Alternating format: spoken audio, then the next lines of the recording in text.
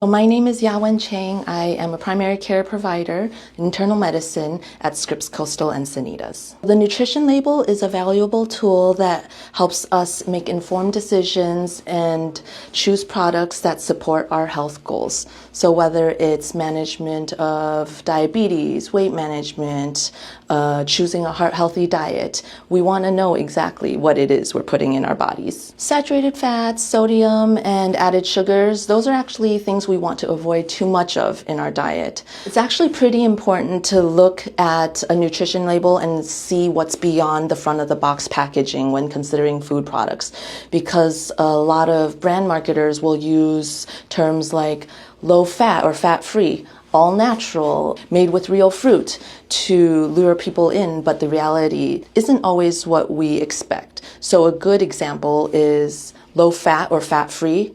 Believe it or not, a product is able to legally claim to be fat free even if it contains up to 0.5 grams of fat per serving. Another good example is natural.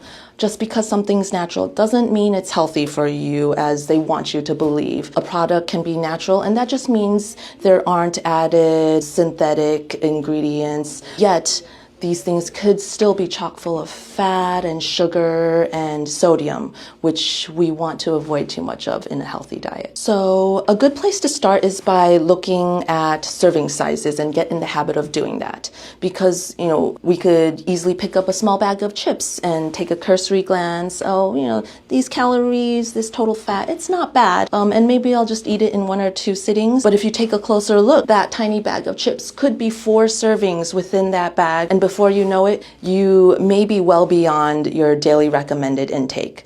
So please get in the habit of looking at labels, looking at serving sizes, and factoring that in. You don't want to fall into the trap of overconsumption. There are a lot of diets out there that are being promoted on social media that may or may not be backed in science. You have to remember that what works for one person doesn't necessarily work for another person. We're all individuals. We all have different health conditions and health goals. So it's always recommended to speak to your healthcare provider to come up with a diet plan that's suitable for you.